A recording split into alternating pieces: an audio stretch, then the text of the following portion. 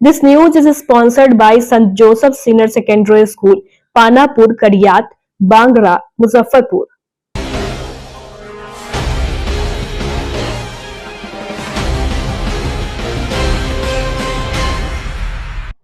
नमस्कार, मैं श्रुति और आप देख रहे हैं डेन न्यूज। खबरों को आगे बढ़ाने से पहले आइए एक नजर डालते हैं उन खबरों पर जो बनी है आज की सुर्खियां।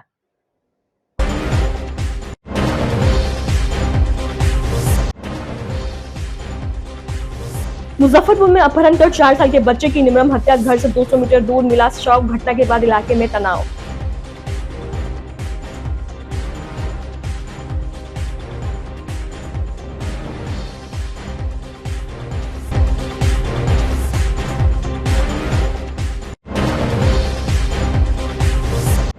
जदयू नेता के घर पर बदमाशों ने की दनादन फायरिंग, गोलियों की तटहाट से दहल उठा पूरा इलाका।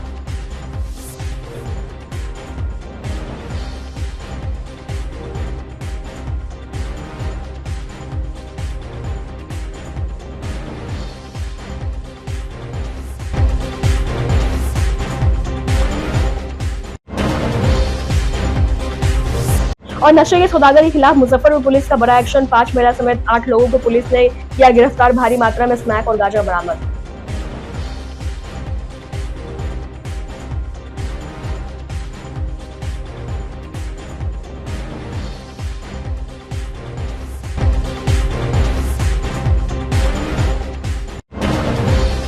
तो ये थी आज की सुर्खियां। अब खबरें विस्तार से। मुजफ्फरपुर में एक दिल दहला देने वाली घटना सामने आई है। दरिंदों ने एक 4 साल के मासूम का अपहरण कर उसकी निर्मम तरीके से हत्या कर दी। घटना औराई थाना क्षेत्र के सहरचिया गांव की है। इस वारदात के बाद इलाके में सनसनी फैल गई। घटना के बाद से परिजनों में कोहराम मचा हुआ है। सूचना मिलते ही औराई थाना पुलिस मौके पर पहुंची और जांच शुरू कर दी। बताया जा रहा है कि शंभू सहनी का 4 वर्षीय अमन कुमार भोज खाने के बाद घर लौट रहा था, तभी बाइक सवार बदमाशों ने उसका अपहरण कर लिया। परिजनों ने काफी तलाश की लेकिन कोई सुराग नहीं मिला। इसके बाद परिजनों ने औराई थाने में अपहरण की प्राथमिकी दर्ज कराई। पुलिस ने छानबीन शुरू की। इसी बीच खेत में अमन का शव मिलने से परिवार में मातम पसर गया। ग्रामीण एसपी विद्यासागर ने बताया कि बच्चे का शव घर से महज 200 मीटर दूर एक खेत में मिला है। शव को हत्या करने के बाद फेंक दिया गया। परिजनों ने गांव के कुछ लोगों पर संदेह जताया था, जिस पर पुलिस जांच कर रही थी। एफआईआर दर्ज होने के बाद शव की बरामदगी हुई है। एसपी ने बताया कि अब तक परिजनों से किसी तरह की फिरौत की मांग नहीं की गई थी। पुलिस मामले की गंभीरता से जांच कर रही है और आगे भी कार्रवाई जारी रहेगी। नाबालिग के साथ हत्या हुआ है, टंगड़ी तोड़ दिया गया है, उसका हाथ तोड़ दिया गया है, गर्दन छिटका के अलग कर दिया गया है। मात्र 5 साल की बच्चा है। और कब गायब हुआ था ये 23 तारीख के भोज खाने गया था लड़का। 5 बजे शाम में लड़का भोज खाने गया था। 7 बजे से इसका माता पिता खोजना चालू किया। सरपंच साहब 8 बजे रात में हमको फ़ोन किए कि मुखिया जी एगो बच्चा गायब हो गया हमारे समाज के, हमारे टोला के। हम सोचे कि कहीं चला गया होगा, भोज खा के किसी के घर उठ चला गया होगा। हम लोग ढीलापनी से मतलब कि इस पर ज़्यादा ध्यान नहीं दिए। जब रात भर नहीं मिला, कल होकर सुबह में जब मालूम हुआ कि अभी तक बच्चा बरामद नहीं हुआ है, तब सरपंच साहब को तुरंत बोले कि थाना पर पहले आवेदन देकर आइए। तो 4 दिन में क्या हुआ? प्रशासन खोजबीन करता था खोजबीन। ये मनोज सिंह ओपी प्रभारी है, बहुत अच्छे लोग हैं। इनको देखे हम, इनका मेहनत रात 11 बजे रात तक ये मेहनत कर रहे थे। वो आते हैं डेली करते हैं, ऐसा बात नहीं है, लेकिन वो बच्चा बरामद उनसे नहीं हुआ है, ये ग्रामीण ही कर दिया है। आज लाश किस हाल में मिला है? लाश इस हाल में भी मिला है कि यहाँ के लोग ऐसा लाश जिंदगी में कभी देखा हुआ नहीं था। उसमें क्या केमिकल डाला हुआ है कि क्या है, इतना बहा हुआ लाश है, पूरा में कीड़ा लगा हुआ है। मतलब सर में 3 टुकड़ा सर है बच्चा के, 3 टुकड़ा, जैसे कि अंदर वाला खोपड़ी 3 टुकड़ा बना हुआ है। और विचित्र ढंग की बात है, उसका वीडियो भी हम रखे हुए हैं। हाथ का ही टूट के लटका हुआ है, हर जगह कीड़ा कीड़ा फरा हुआ है।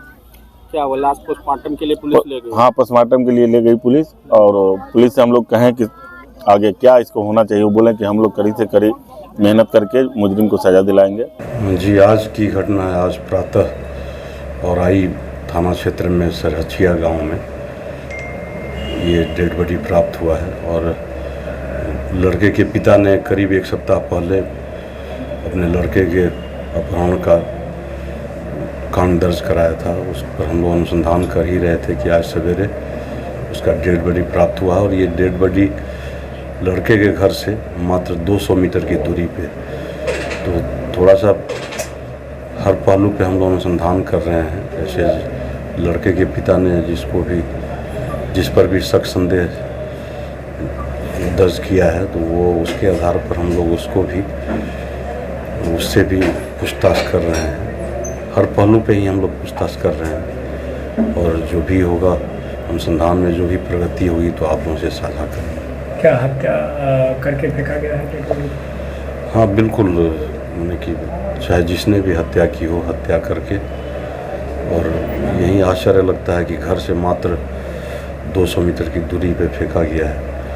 तो अब हम लोग अनुसंधान कर रहे हैं कि हत्या कहाँ की गई और वहाँ फेंका गया। और जिस दिन अपहरण की घटना हुई है, प्रथम दृष्टया ऐसा लग रहा है कि उसी दिन का ये उसी दिन उसकी हत्या भी की गई थी। क्या परिजन से कोई एक्सटॉर्शन वगैरह की भी मांग की गई थी? नहीं, ऐसा कुछ नहीं है। परिजन से कोई एक्सटॉर्शन वाली बात नहीं है। हम लोग तो ये संदेह जता रहे हैं कि आखिर डेड बॉडी घर से ही 200 मीटर की दूरी पर क्यों मिल रही है। इसका मतलब कि हत्यारा उसी गांव का प्रथम दृष्टया लग रहा है। सर, किसी का नाम वगैरह कुछ दिया गया था? नहीं, नाम तो नहीं दिया गया है, लेकिन परिजनों द्वारा संदेह व्यक्त किया गया है, तो उस पर भी हम लोग अनुसंधान कर रहे हैं। मुजफ्फरपुर के गायघाट थाना क्षेत्र के NH 27 स्थित गायघाट चौक के पास रविवार को बकिया नदी किनारे पियर थाने के गोविंदपुर छपरा निवासी 21 वर्षीय राजदीप उर्फ मुन्ना की चाकू से गोदकर हत्या कर दी गई। बदमाशों ने उसे घर से बुलाकर वारदात को अंजाम दिया है। मुन्ना की गर्दन पर कई बार चाकू से हमला किया गया है। अधिक रक्त शरीर से निकलने के कारण उसने मौके पर ही दम तोड़ दिया। उसका मोबाइल भी गायब है। युवक के पिता सुरेंद्र शाह की 10 साल पहले ही मौत हो चुकी है। मां व 3 बहनों के साथ वह गायघाट स्थित ननिहाल में काफी समय से रहता था। मुन्ना स्नातक फाइनल ईयर का छात्र था। मां गायघाट पुराने चौक पर चाय नाश्ते की दुकान करती है। सूचना पर पहुंची पुलिस ने मामले की छानबीन की, वहीं शव को पोस्टमार्टम के लिए SKMCH भेज दिया। घटनास्थल पर पहुंची FSL की टीम ने नमूने एकत्रित किए हैं। पुलिस ने घटनास्थल से करीब 100 मीटर दूर मक्के के खेत के पास से पुत्र की चप्पल बरामद की है। वहां खून के भी निशान मिले हैं। जख्मी होने के बाद वह भागने का प्रयास किया, लेकिन रास्ते में ही उसने दम तोड़ दिया। मां ने पुत्र के दोस्तों पर ही हत्या की आशंका जताई है। सर, मेरा भांजा था, उसको किसी ने काट के फेंक दिया था। मुझे 3:15 पे पता चला था, फ़ोन आया था। मैं मार्केट आ गया था, मुजफ्फरपुर में था। फिर मैं वापस जाके देखा तो गर्दन पे यहाँ पे पूरा काट रखा है। बाकी तो कुछ पता नहीं है इसके आगे। चेहरे पे भी निशान हो? चेहरे पे भी निशान है। क्या लग रहा है, किसी से कोई दुश्मनी वगैरह? सर, मुझे तो नहीं पता। सुबह क्या बोल के निकला था घर से? उसने मेरे को छोड़ने के लिए आया था चौक पे, और मैं मार्केट निकल आया। वो वापस गया कि नहीं गया ये नहीं पता मुझे। कितने बजे आपको छोड़ने निकला? 11:15 बजे। कितना भाई बहन है? एक भाई 3 बहन। सबसे बड़ा है ये? सबसे बड़ा है। क्या नाम हुआ इसकी जिनकी मृत्यु हुई है? राजदीप उर्फ मुन्ना। उम्र कितना होगा? उम्र तकरीबन 20 साल। आप कौन हुए? मैं उनके मामा। क्या नाम हुआ आपका? धीरज कुमार। तो विवाद वगैरह भी कुछ था क्या? नहीं पता सर, ये तो किसी से नहीं था अभी। कोई जानकारी नहीं था? नहीं सर, प्रेम प्रसंग वगैरह कुछ नहीं पता सर मुझे। कोई जानकारी नहीं। क्या जानकारी मिली थी उस घटना की? क्या जानकारी मिली? मुझे मेरा एक दोस्त था, उसने कॉल करके बोला कि तेरा भांजा को कोई गला काट दिया है। फिर मैं वापस हो गया। मैं तकरीबन बकरी में था। बकरी से फिर वापस हो गया था मैं। वहाँ गया तो क्या देखे स्थिति? आकर के देखे तो ख़त्म था। कितना बार किया होगा लगभग? बता दो, डॉक्टर साहब बता रहा है 4। कहाँ? हाँ, ये जहाँ गायघाट पुराना थाना था उसी के पास का लड़का रहने वाला था, और इसका डेड बॉडी NH से थोड़ी दूरी पे हनुमान नगर के आसपास से वहाँ से बरामद की गई है। और इस पर हम लोग अनुसंधान कर रहे हैं। अनुसंधान के बाद ही कुछ बताया जा सकता है कि इसकी हत्या किन परिस्थितियों में हुई है। प्रथम दृष्टया में क्या लगता है सर? प्रथम दृष्टया तो कुछ नहीं कहा सकता है ऐसे, हमने कि इसका हो सकता है कि आपस में दुश्मनी रही हो, या प्रेम प्रसंग हो सकता है, या फिर पैसे की लेनी देनी इसका कारण हो सकता है। तो हम लोग कुछ जो संदेहास्पद लोग हैं उनको डिटेन करके पूछताछ करने की योजना बना रहे हैं। परिजनों के द्वारा सर कुछ बात बताई गई है? परिजनों द्वारा केवल मोबाइल नंबर दिया गया है, तो हम लोग उस पर भी वैज्ञानिक अनुसंधान कर रहे हैं और उसके बाद ही किसी निष्कर्ष पे पहुंचेंगे। बिहार में अपराधियों का मनोबल 7वें आसमान पर पहुंच गया है। आम तो आम, लेकिन खास को भी निशाना बना रहे हैं। मुजफ्फरपुर में बेखौफ अपराधियों ने जदयू नेता के घर पर दनादन फायरिंग कर दी। अपराधियों ने रविवार की रात जदयू नेता पप्पू सिंह के घर पर गोलियों का बौछार कर दिया, जिसके बाद पूरा इलाका गोलियों की गूंज से कांप उठा। गनीमत की बात तो ये रही कि फायरिंग में किसी को गोली नहीं लगी। घटना मिठनपुरा थाना क्षेत्र के रामबाग चौरी स्थित विद्यापीठ लेन की है। घटना को लेकर बताया जा रहा है कि जदयू नेता सह अखिल भारतीय क्षत्रिय महासभा के जिला अध्यक्ष राकेश कुमार सिंह उर्फ पप्पू सिंह अपना काम कर घर लौट रहे थे। इसी दौरान उनके साथ कुछ अन्य लोग भी थे। सभी एक साथ घर में ही बैठे थे। तभी बाइक सवार कुछ अपराधी पहुंचे और अचानक ताबड़तोड़ उनके घर पर फायरिंग कर दी। घटना को अंजाम देने के बाद अपराधी मौके से फरार हो गए। इधर मौके पर पहुंची पुलिस ने पूरे मामले की छानबीन शुरू कर दी है। जानकारी के मुताबिक यह पूरा घटना सीसीटीवी कैमरे में कैद हो गया है। पुलिस फुटेज को खंगालने और अपराधियों की तलाश में जुट गई है। इधर घटनास्थल पर पहुंची फॉरेंसिक टीम भी जांच पड़ताल कर रही है। साथ ही मौके से करीब आधा दर्जन खोखे भी बरामद किए गए हैं। फिलहाल पुलिस जमीनी विवाद से जोड़कर इस मामले की जांच शुरू कर दी है। अभी मैं अपने कार्यालय से अपने आवास पर आया हूँ, लगभग 1 घंटा 45 मिनट पहले।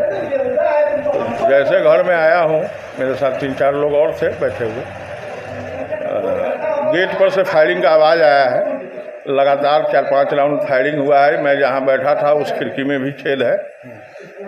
डायरेक्ट जहाँ पर मैं बैठता हूँ ये पता करके 2 घंटा से मोहल्ला का बच्चा सब बताया कि 2 घंटा से रेकी हो रहा था। 2 घंटा से रेकी करके उसके बाद जब मेरी गाड़ी अंदर लगी है तब फायरिंग करने लगा। जब मोहल्ला वाला हल्ला किया है और हम लोग जब ऊपर से नीचे सब लोग आने लगे हैं, घर के लोग, तब वो निकले। कई लोग से था वो? हम तो 2 आदमी को देख पाए हैं। मुंह बांधे हुए था, काला बाइक से। ब्लैक बाइक पल्सर थे? हाँ, एग्जैक्ट गाड़ी तो नहीं, क्योंकि हम यहाँ से देखे हैं। क्या मनसा था उन लोगों का? मनसा जान मार देता है, हत्या करना था। जी। रीजन, कारण कुछ है क्या? कारण क्या है, हम सही व्यक्ति हैं, समाज में सही बात को रखते हैं मजबूती से, इसलिए जितने गलत लोग हैं वो हमारे दुश्मन हैं। इसलिए समाज के लिए हमेशा आवाज उठाते हैं। जी जी। कोई विवाद वगैरह? कोई विवाद नहीं, ऐसा कोई विवाद मेरा नहीं है। किसी पर कोई शक संदेह? हाँ, संदेह वगैरह है आपको किसी पर? नहीं, अभी नहीं, वो हम प्रशासन को बताएंगे बाद में, देखते हैं। कोई जमीन का विवाद हुआ? कोई विवाद नहीं, कोई जमीनी विवाद हमारा किसी से नहीं है। हमारा कारोबार में आज तक कोई विवाद नहीं हुआ, पॉलिटिकल भी कोई विवाद नहीं है। लेकिन मेरे मजबूती से जिनको दिक्कत है उन लोगों के द्वारा ऐसा किया गया, क्योंकि बात को मैं मजबूती से रखता हूँ, सही बात के लिए लड़ता हूँ। लगभग क्या बजे की घटना हो गई? लगभग 1 घंटा पहले। मिठनपुरा में पप्पू सिंह नामक व्यक्ति हैं, उनके घर में 4 राउंड फायरिंग की सूचना मिली थी, जिसके बाद मिठनपुरा थाना की टीम गई और वहां पर उसकी सत्यता की गई। तो उसमें से हमें 4 खोखा घटनास्थल से प्राप्त हुए हैं और एक खिड़की को क्रॉस किया, एक बुलेट में लगी है जो गोली लगी है। तो 4 खोखा की हम पुष्टि कर रहे हैं और उसके लिए हमारी टीम लगातार अभी सीसीटीवी फुटेज वगैरह खंगाल रही है। कुछ 1-2 शक में है, पूछताछ चल रही है, तो शीघ्र हम इसका उद्भेदन कर लेंगे। कारण कुछ भी हो सकता है, अभी हम काफी बिंदुओं पे जांच पड़ताल कर रहे हैं, बाद में हम बताएंगे। मुजफ्फरपुर में मामूली विवाद को लेकर खून की होली खेली गई है। आरोपी युवक ने अपने पड़ोसी युवक के घर में घुसकर चाकू गोदकर लहूलुहान कर दिया। इस घटना के बाद इलाके में सनसनी फैल गई है। घटना सिकंदरपुर थाना क्षेत्र के अंबेडकर नगर मोहल्ले की है, जहां नशेड़ी ने पुलिस द्वारा स्मैक कारोबारियों के खिलाफ की गई छापेमारी के बाद मां बेटे पर चाकू से हमला कर दिया। घटना के बाद दोनों गंभीर रूप से घायल हो गए और उन्हें अस्पताल में भर्ती कराया गया है। इस हमले के बाद आरोपी युवक फरार हो गया। महज कुछ घंटों के अंदर ही पुलिस ने गिरफ्तार कर सलाखों के पीछे भेज दिया। गिरफ्तार युवक की पहचान चंदन पासवान के रूप में हुई है, वहीं घायल की पहचान सोनू कुमार के रूप में हुई है। डीएसपी टाउन 1 सीमा देवी ने बताया कि घटना में प्रयुक्त चाकू भी बरामद कर लिया गया है। घायल की स्थिति फिलहाल खतरे से बाहर है। कल दिनांक 27 अप्रैल 2025 को सिकंदरपुर थाना को सूचना मिली कि मोहल्ले में ही आपस में लड़ाई झगड़े में ही एक महिला और उसके बेटे को चाकू मार के जख्मी कर दिया गया है। तो थाने की पुलिस तत्काल मौके पर पहुंची और क्योंकि घायलों की स्थिति बहुत गंभीर थी तो उनको अस्पताल में भर्ती कराया गया, जहां पर उनका बाद में बयान लेकर हमने प्राथमिकी दर्ज करते हुए उसके प्राथमिकी अभियुक्त जो कि चंदन पासवान उर्फ चंदन कुमार पिता पुतुल पासवान अम्बेडकर नगर वार्ड नंबर 13 और सिकंदरपुर के निवासी हैं, जो कि वादिनी है उसके पड़ोसी ही हैं। इनकी पहले होली में कुछ लड़ाई झगड़ा हुआ, वाद विवाद था किसी गाली गलौज को लेके, उसी के मद्देनजर ये उनके घर पर गए हैं। अभियुक्त के द्वारा वादिनी के घर पे ही हमला किया गया है और उस जो वादिनी है उनका नाम पूनम देवी, पति उत्तम सैनी है और पुत्र जो गुलशन कुमार हैं वो थोड़ा सा सीरियस रूप से घायल है, उनका पेट वेट कट गया है तो उनका इलाज अभी चल रहा है। तो हमने पहले अभियुक्त को गिरफ्तार कर उसकी निशानदेही पे फिर हमने जो घटना में प्रयुक्त चाकू है उसको जब्त किया और आज इनको न्यायिक हिरासत में भेजा जा रहा है। इसका कुछ आपराधिक इतिहास अब इनका नहीं है, इनके पिता एक बार NDPS केस में गए हैं जेल, इनका ये पहली बार जा रहा है। घर में घुस कर मारा है, कारण था कि होली पे में आपस में कुछ वाद विवाद गाली गलौज हुआ था, उसी को लेके केस वगैरह करना चाह रहे थे तो उसके एवज में कि वो केस ना करे उन पे दबाव बनाने के लिए ये कल फिर उन्होंने उनके घर पे अटेम्प्ट किया। ये अकेले गए थे या इनके साथ? इसका कहना है कि 2-3 लोग गए थे लेकिन उसकी सत्यता भी हम जांच करेंगे। मुजफ्फरपुर शहर में ड्रग सप्लाई के नेटवर्क पर बड़ी कार्रवाई की गई है। सिटी एसपी विश्वजीत दयाल की मॉनिटरिंग में अहियापुर व सिकंदरपुर थाना क्षेत्र में की गई छापेमारी में 5 महिला समेत 8 धंधेबाजों की गिरफ्तारी की गई है। उनकी पहचान अहियापुर थाना के चाको छपरा निवासी माला देवी, अहियापुर थाना के विजय छपरा के अमरजीत कुमार, मिठनपुरा थाने के माली घाट शिबू कुमार सुनथालिया, सिकंदरपुर थाना के झील नगर के सुशीला देवी, अखाड़ा घाट के सुशीला देवी, बच्ची देवी, राजवंती देवी और विनोद कुमार शामिल है। पकड़ाए धंधेबाजों के पास से 123 पुड़िया स्मैक, 9 पुड़िया गांजा व 2900 रुपए नकदी बरामद किया गया है। अहियापुर पुलिस के हत्थी चढ़ी महिला स्मैक धंधेबाजों के पति रघुनाथ महतो पूर्व में मादक पदार्थ की तस्करी के मामले में जेल जा चुके हैं। उनके जेल जाने के बाद माला देवी ने पूरा नेटवर्क संभाल लिया। मीनापुर से स्मैक की पुड़िया लेकर अहियापुर, सिकंदरपुर, मिठनपुरा नगर थाना क्षेत्र में छोटे छोटे धंधेबाजों को सप्लाई करती थी। सिटी एसपी ने कहा कि शहर में स्मैक सप्लाई के नेटवर्क में अधिकांश महिलाएं शामिल है। पुलिस उनको चिन्हित कर गिरफ्तार करेगी। मुजफ्फरपुर पुलिस का अवैध मादक पदार्थों के विरुद्ध अभियान जारी है। उसी के क्रम में वरीय पुलिस अधीक्षक मुजफ्फरपुर के निर्देशन में कल बड़ी सफलता मिली है। एक महिला जो मादक पदार्थ की तस्कर है उसे 40 पुड़िया स्मैक के साथ गिरफ्तार किया गया अहियापुर थाना क्षेत्र से और उसकी के कन्फेशन पर, स्वीकारोक्ति बयान पर पुनः 2 और लोगों को मादक पदार्थ के साथ हिरासत में लिया गया। नगर थाना क्षेत्र में भी कल अभियान चलाया गया जिसमें 4 महिलाओं के साथ 5 लोगों को गिरफ्तार किया गया है और उनके पास भी मादक पदार्थ बरामद किया गया है। कुल 123 पुड़िया स्मैक बरामद हुआ है, 9 पुड़िया गांजा बरामद हुआ है और जो ये इस तस्करी से जो पैसे हैं तो करीब 2900 रुपये भी इनके पास से बरामद किया गया है। इसमें से गिरफ्तारी हुई है सर? जी, टोटल कितनी गिरफ्तारी? टोटल 8 गिरफ्तारियां हुई है। इसमें 4 महिलाएं हैं, 5 महिलाएं हैं इसमें। और इसमें जो गिरफ्तारी हुई है उसमें महिला का पति जो है वो पहले भी जो मीनापुर थाना क्षेत्र का वो पहले भी ऐसे ही कांड में जेल गया हुआ है। इसका मतलब कि वो हैबिचुअल एक ऑफेंडर है।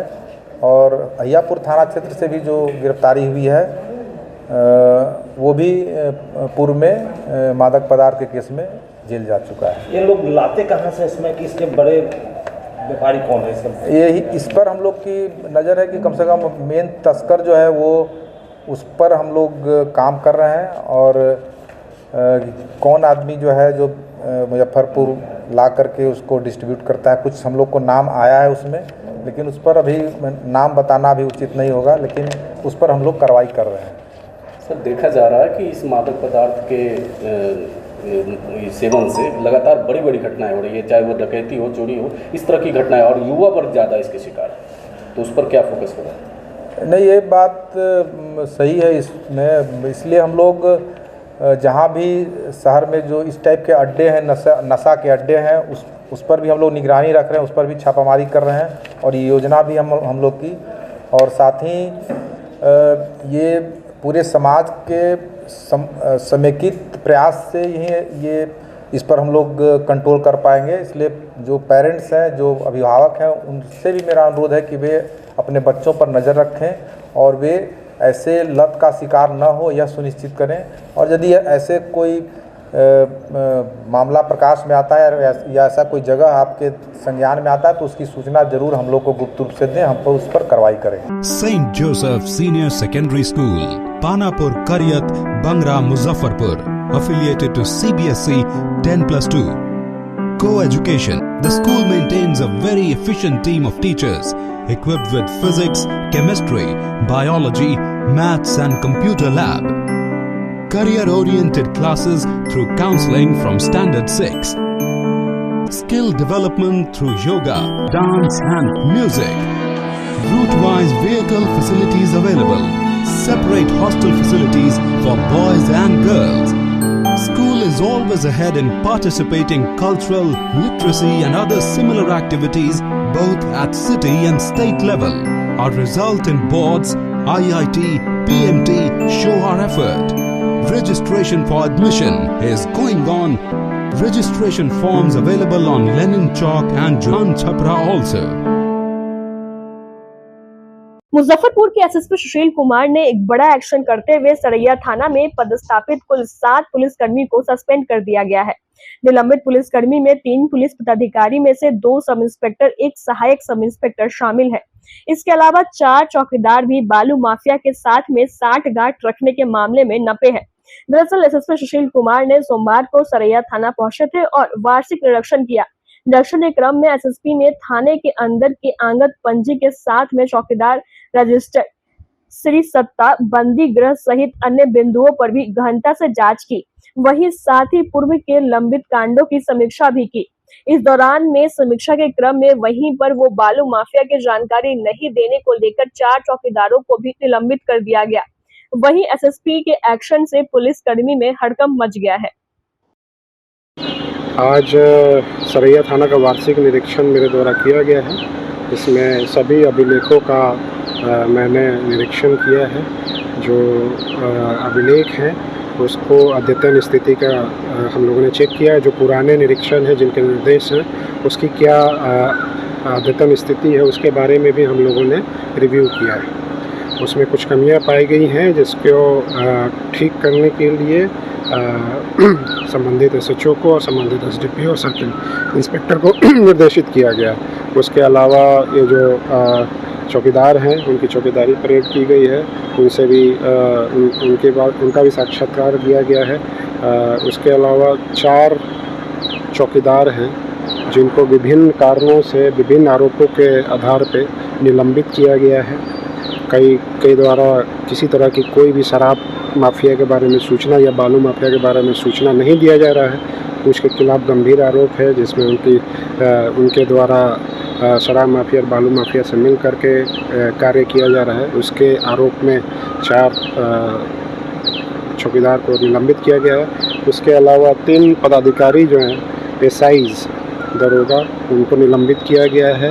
उनके द्वारा केस के अनुसंधान में लापरवाही बरती जा रही थी।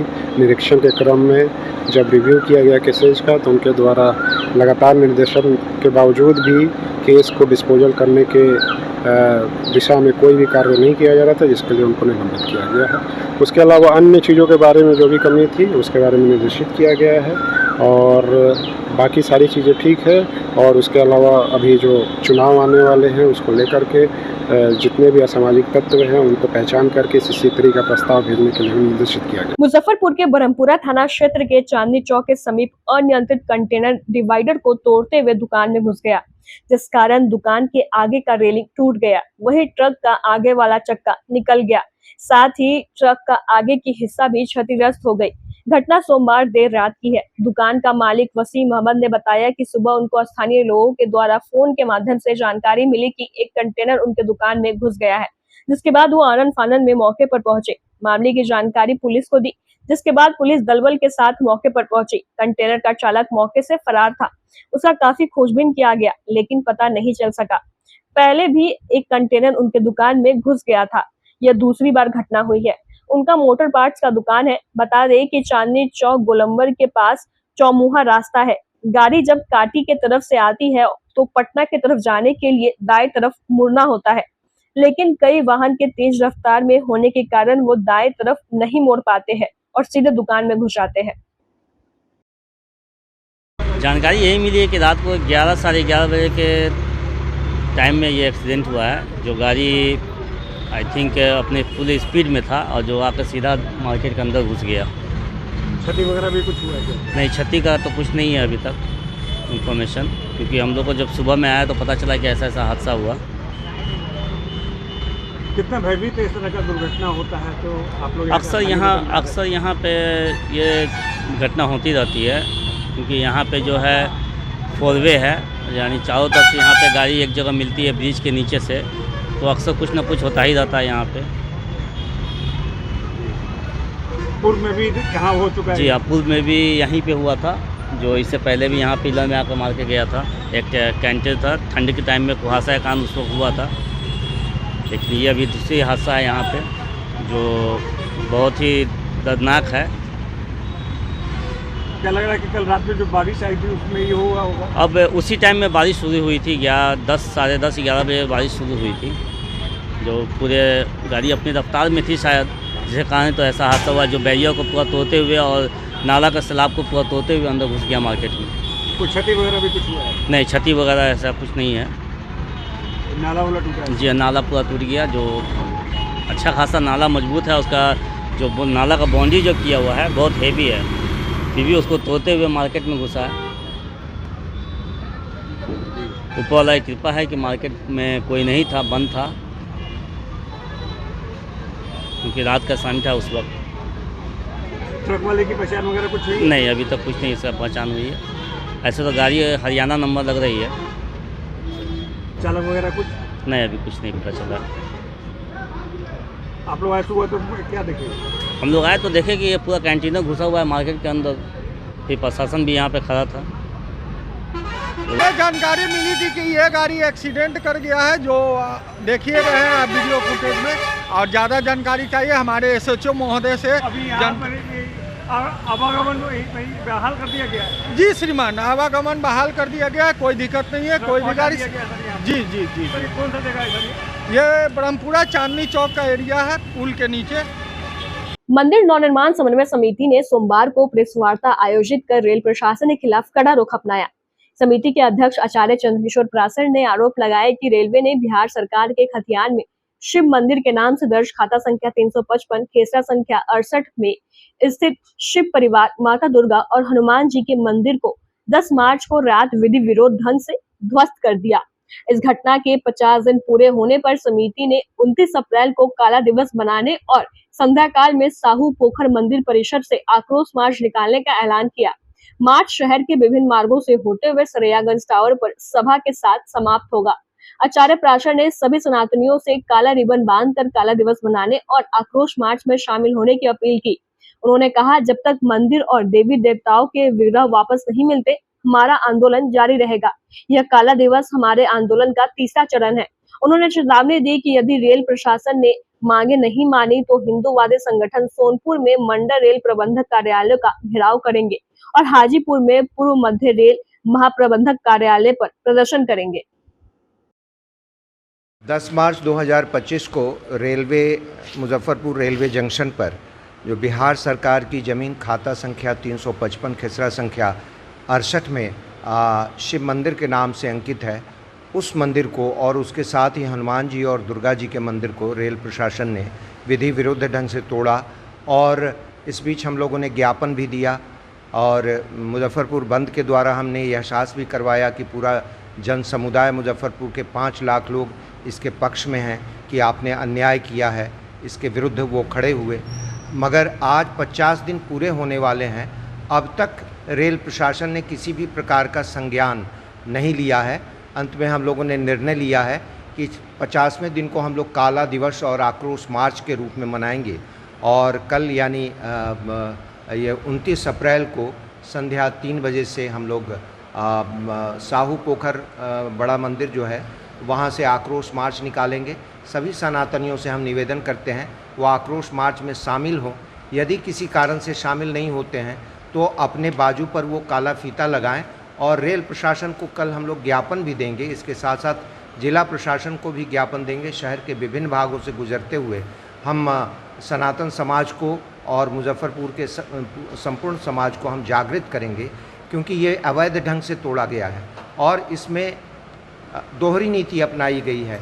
एक तरफ तो हमारे मंदिरों को जो हमारी ज़मीन में होती है, शिव भगवान के शिव परिवार के नाम से जो ज़मीन बिहार सरकार ने दे रखी है उसको तोड़ा गया है, और दूसरी तरफ में जो रेलवे की ज़मीन है और रेलवे का प्लेटफॉर्म नंबर 3 और 4 का पश्चिमी छोर है, वहाँ एक स्ट्रक्चर खड़ा है किसी मजहब का और ट्रैक को वहाँ घुमा दिया गया है ताकि उस स्ट्रक्चर को किसी प्रकार का खरोंच न लगे, जबकि रेल के कानून का वहाँ उल्लंघन रेल ने स्वयं किया है कि किसी भी कंस्ट्रक्शन को, किसी भी निर्माण को ट्रैक से कम 30 फीट की दूरी पर होना चाहिए। इस प्रकार उन्होंने दोहरा मापदंड अपनाया है और ये अपनाने वाले जितने भी पदाधिकारी रेलवे के हैं, चाहे वो जीएम हो या डीआरएम हो या एरिया अफसर हो, स्टेशन मास्टर हो या अन्य जो भी हों, जीआरपी हों, वो सब के सब हिंदू हैं। वो दोगले हिंदू हैं, वो पूरे हिंदू नहीं हैं, वो आधे अधूरे हिंदू हैं। हम उनसे पूछना चाहते हैं कि तुम्हारी नस्ल क्या है?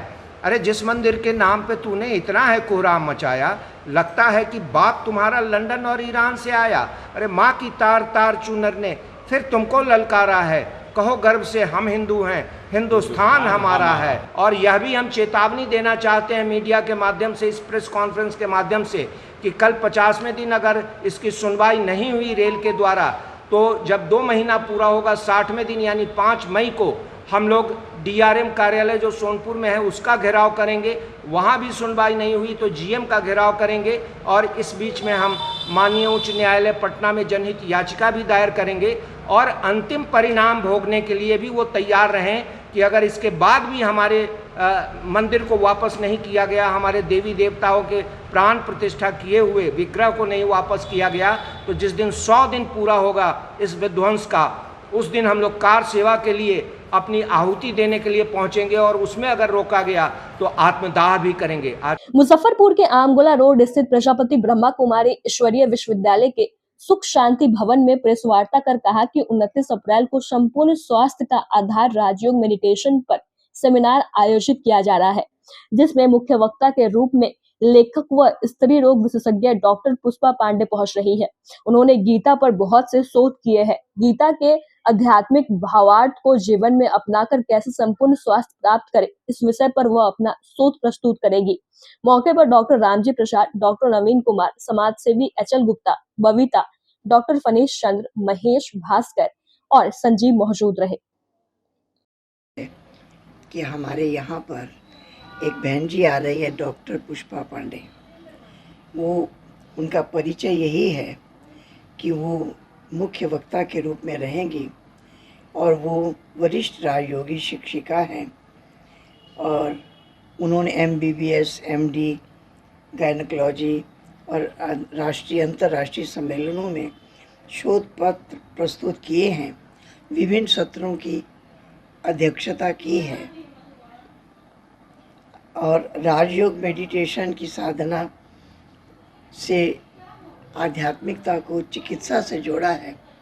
इसके अभ्यास से कई बीमारियां ठीक हो सकती हैं, मन भी स्वस्थ रह सकता है और शरीर भी स्वस्थ रह सकता है। मेडिटेशन के साथ आध्यात्मिक भावार्थ को जीवन में अपनाकर संपूर्ण स्वास्थ्य प्राप्त करें। इसके लिए उनका जो कार्यक्रम यहाँ होगा वो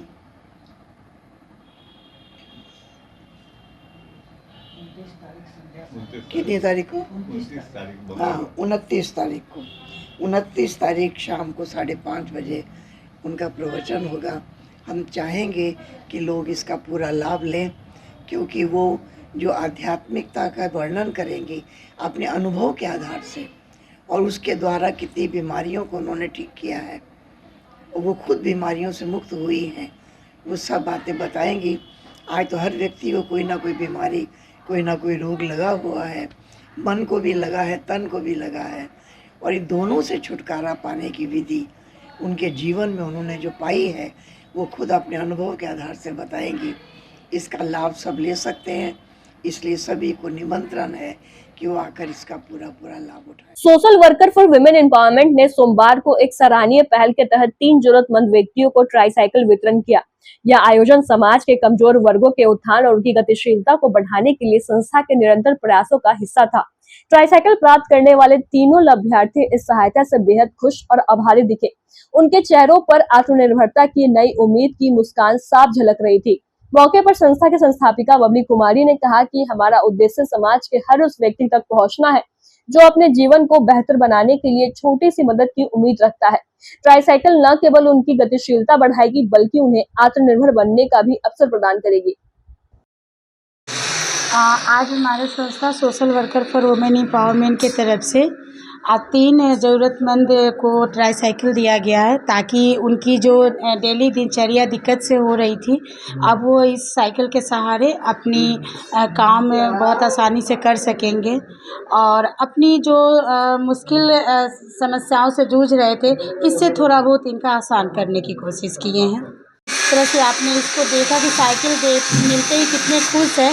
अब इसकी आगे हम लोग डॉक्टर से मिल करके और इसको और पूरी तरह से ठीक करने की कोशिश हम लोग करेंगे।